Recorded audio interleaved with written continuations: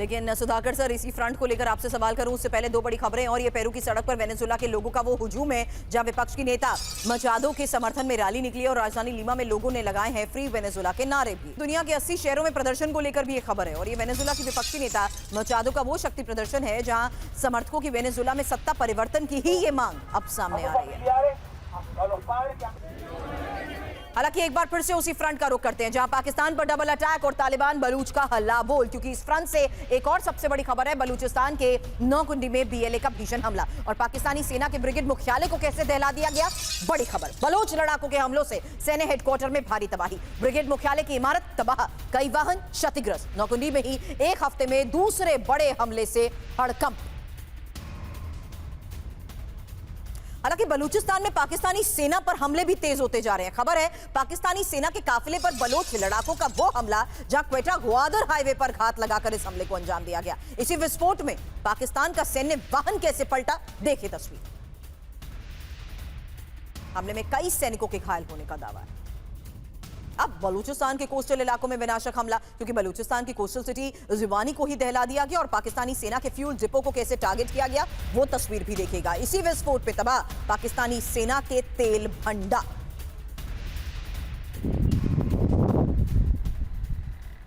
और बीएलओ के हमलों से पाकिस्तानी सेना में कोहराम। खबर है एक महीने में 50 से ज्यादा हमलों से दहला दिया गया और क्वेटा से ही ग्वादर तक पाक सेना के ठिकानों को तबाह कर दिया गया। एक महीने में 63 पाकिस्तानी सैनिकों की मौत का भी दावा किया जा रहा है। बलूच लिबरेशन आर्मी की रिपोर्ट में एक बड़ा दावा किया गया है।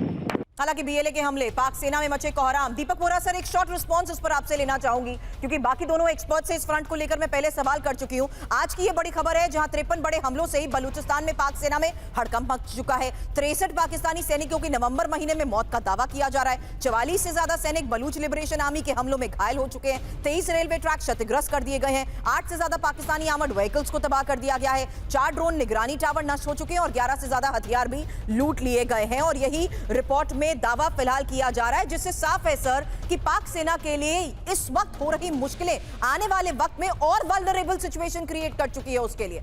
वोरा साहब, बहुत कमेंट बेहतरीन किया है कि मुश्किलें बढ़ेंगी। देखो बेटा, पाकिस्तान ने और उसकी सेना ने ये डिक्लेरेशन किया है कि भारत मेरा हमेशा के लिए दुश्मन है। तो अब आपने लोगों को कैसे बताओगे कि मैं भारतीय सेना से अपनी फौज कम करके अफगानिस्तान को ठोकने जा रहा हूँ? आप में इतनी क्षमता नहीं है कि आप दोनों तरफ लड़ सकते हैं। बेवकूफ हैं आप लोग। और ये मुन्नी भाई जो है ये तो सबसे ज्यादा बेवकूफ। दूसरी चीज मैं आपको बताता हूँ, मैं अफगानिस्तान के बारे में, मेरा परिवार, मेरे फादर का परिवार गजनी से है, पठान का खून मेरी रगों में दौड़ता है। मैं इतना कहना चाहता हूँ मैम, शुरू से जब आप देखेंगे ब्रिटिश इंडियन सेना गई थी 19वीं शताब्दी में, अफगान कहते हैं आजा आजा आजा, रिमोट एरिया में ले जाके ठोका उनको। वही चीज उन्होंने की थी सोवियट्स के साथ, वही चीज की थी अमरीकियों के साथ। ब्रिटिश इंडियन आर्मी 2 साल, सोवियत संघ शायद 12 साल, अमरीकी 20 साल। दो चीजें जल्दी से बता देता हूँ। अमरीकियों को एक अफगान कमांडर ने कहा था, तालिबान कमांडर ने, जो आजकल हथियार दे रहे हैं टीटीपी को, जो हथियार देते हैं बलोच को, कि टाइगर अमेरिकियों तुम्हारे पास घड़ियां हैं, हमारे पास समय है। और एक कमांडर ने जब ये जंग चल रहा था मुझे बताया था, जब पाकिस्तान कह रहा था ऐसे लड़ो वैसे लड़ो, मैंने ये सुना है खुद। उसने कहा था कि एम्बेसडर मुझे ये बताइए, हम अफगान जो कभी जंग हारे नहीं है, हम इन पाकिस्तानियों से क्यों सीखे जो कभी जंग जीते नहीं है? नफरत करते हैं, धिक्कार है, थूकते हैं इन लोगों पर ये समझेंगे नहीं। ओहो हमारे भाई हैं, ये है वो है। मैम, जिस दिन इनको समझ आ गई कि ये हमारे साथ पंगा लेके गलत सीमा पर अपना जोर लगा रहे हैं, शायद अफगानिस्तान की स्थिति कुछ सुधर जाए। लेकिन इस बीच खबर है अफगानिस्तान के कांधार में पाकिस्तान का हमला, जहां बिना उकसावे के ही पाकिस्तान ने फायरिंग की और हमले में कई अफगान नागरिक भी घायल हुए हैं। घायलों को हेलीकॉप्टर से काबुल भेजा गया। पाकिस्तान से बड़ी जंग की तैयारी में अफगानिस्तान, और अफगानिस्तान में बड़े पैमाने पर सैन्य तैयारी को लेकर एक और खबर आ रही है, जहां बॉर्डर की ओर सैकड़ों सैन्य वाहनों की मूवमेंट देखी गई है और पुराने सैन्य वाहनों को भी अब रिपेयर किया जा रहा है। हालांकि अफगानिस्तान के रक्षा मंत्रालय की तरफ से यह दावा किया गया। वहीं खबर है इमरान खान को जेल में मानसिक यातना को लेकर, और जेल में ही इमरान खान की हत्या का डर। इमरान को कुछ हुआ तो आसिम मुनीर जिम्मेदार होंगे, और इमरान से मुलाकात के बाद उनकी बहनों का यह दावा, जहां जेल में एकांतवास में कैमरों की निगरानी में है इमरान।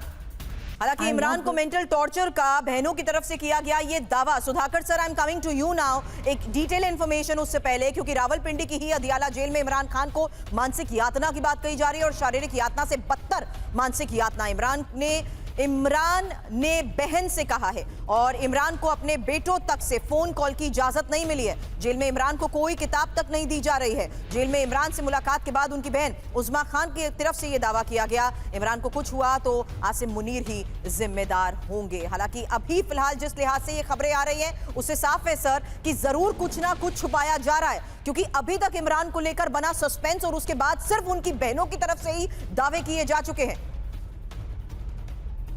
सुरभि, मेरा अंदाज मैं तो काफ़ी दिन पहले टीवी में बोल चुका हूँ। I hope I am not correct. मेरा जो असेसमेंट है, Imran Khan is not alive, is dead. So it may be wrong but I have reasons to prove. Time नहीं है, नहीं तो मैं साबित कर देता। नंबर 2, ये है worst case scenario oblique option. Number 2, अगर जिंदा है तो कोर्ट जब एक्सेस दे रखा है, व्हाई आरंट दे अलाउइंग? अगर अलाउ कर रहे हैं तो वो मीडिया ब्रीफ या कैमरा में कैप्चर करना या फोटोग्राफी कोई एक some kind of a press brief should be given, क्यों नहीं दे रहे? और तीसरा चीज, अगर पूरा जिंदा है, it is a big threat because America हो या चाइना हो, ये दोनों के बीच में एक जो खंबा है, एक पिलर जिसका जो पॉपुलैरिटी बेस है, आज के दिन में मुनीर खान को हिला सकता है। Munir Khan is heading for a disaster, इसलिए वो इमरान खान को रखना नहीं चाहेंगे। अगर वो जिंदा है, वो कोशिश करके कोई देश को एग्जाइल में भेजेंगे ताकि इनके नीचे सेकेंडरी या ट्रेशरी या चौथा जो उनका लीडरशिप है, बिल्कुल है ही नहीं पीटीआई का, तो PTI as it is will collapse. तो पीटीआई को कोलैप्स करने का इरादा यही है मुनीर खान का, लेकिन मेरे खबर के मुताबिक ये होएगा नहीं। अमेरिका के अंदर जो कि अभी तक सपोर्ट कर रहे थे, पिछले 24 घंटे के अंदर उनका ओपिनियन बिल्डिंग शुरू हो गया है कांग्रेस में, और ये इमरान खान की सपोर्ट और मुनीर खान के विपक्ष में काफी कुछ ओपिनियन बिल्डिंग होना शुरू हो गया है। मेरा उम्मीद यही है कि अमेरिका विल डू गुड अगर वो थोड़ा सा सकारात्मक नजरिया से थोड़ा देखे। ये आज भी विश्व में डिक्लाइनिंग पावर हो सकता है, लेकिन ग्लोबल पावर है, to reckon with, to be respected. Therefore they have a important role. एक टेररिस्ट स्टेट को गोद में बिठा के वो अपना सुपर पावर के स्टेटस को बढ़ावा नहीं दे सकते। Back to Surabhi. Right sir, but what is Germany heading